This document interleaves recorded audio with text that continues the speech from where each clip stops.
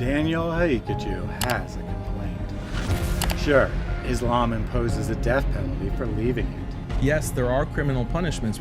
Sure, Islam requires conquest. There is conquest. Sure, Muslims view themselves as in a constant war with non-Muslims. There is war theory.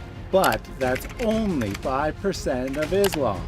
That 5%. And for some reason, people only focus on that 5%. It's interesting how when a conversation is about Islam, we focus on that 5% instead of the 95% of what Islam is about. Let's grant Daniel's claim and see if we can figure out why people might be bothered by 5% violence.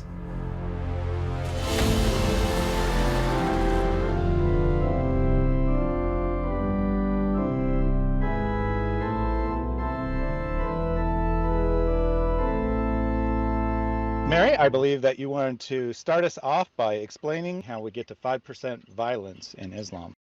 Let's compare the 5% of your life spent killing apostates and conducting jihad with a couple of very notorious serial killers and what that would work out to. Now, the most prolific serial killer in all of British history is believed to be Harold Shipman. He was a doctor who, whenever his patients got elderly, he would go over to their house and kill them. He was in a small village and he used drugs that worked pretty fast and efficiently. So it would take him approximately 1 hour to kill each of his victims. Now, if we work out how much of his entire life this was, it was a mere 0.05% violence that was spent killing those 250 people. Okay, let's just talk about his working career.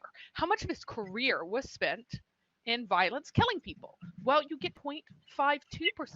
Not even 1% of his career was spent killing people. So my question to you, Robert, is why is it that we focus on the other 99.5% of Harold Shipman's career in which he killed 250 people instead of paying attention to the 99.5% of his career where he was a dedicated and caring and gentle and beloved doctor of the community?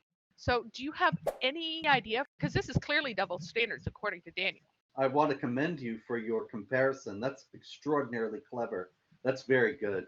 I think there might have been some people, maybe, who were impressed by Daniel Haqiqatjou's argument in thinking that, it's true, there's just 5% bad stuff in Islam, and why are we focusing on that?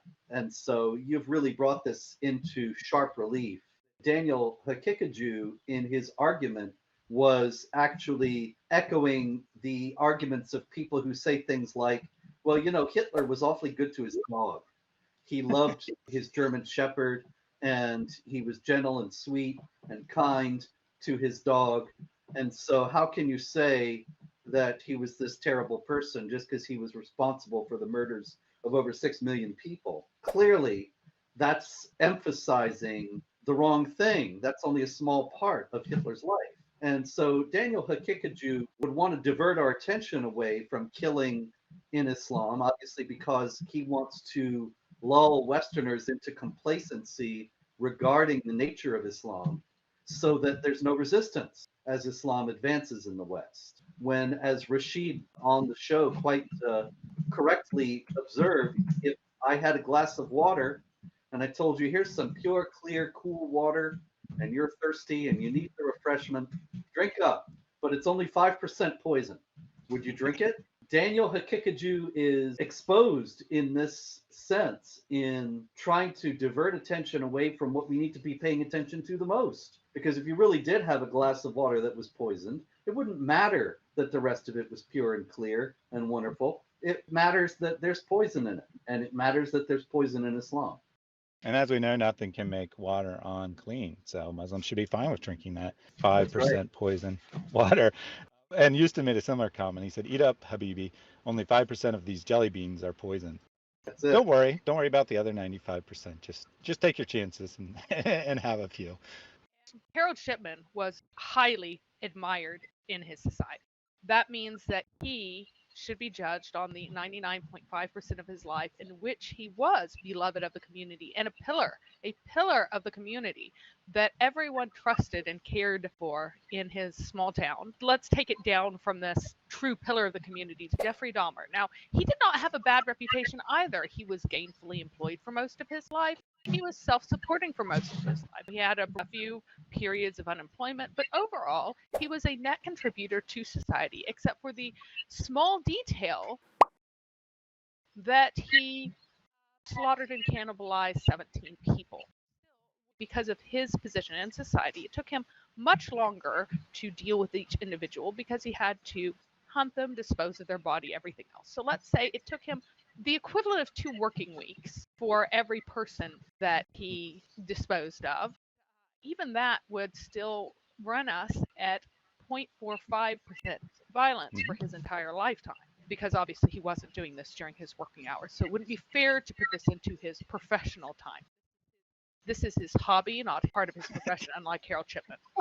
So, if Muslims, with the same efficiency, embraced their 5% killing of apostates and conducting jihad on the world, then they would have 189 victims, which seems like that Jeffrey Dahmer should be considered even more admirable in a lot of ways than Harold Shipman if you're looking at their percentage of violence of life, because he is less productive in his violence. But still, overall, he's a byword for terrible things, for evil. And yet 99.5% of his entire life was not spent in the hunting, dismemberment, consumption, or disposal of human bodies. So why is it that our society places such emphasis on that 5%? Daniel would have you believe, is that like some form of double standard? Oh my gosh, without breaking my microphone, can I just drop the mic for Mary?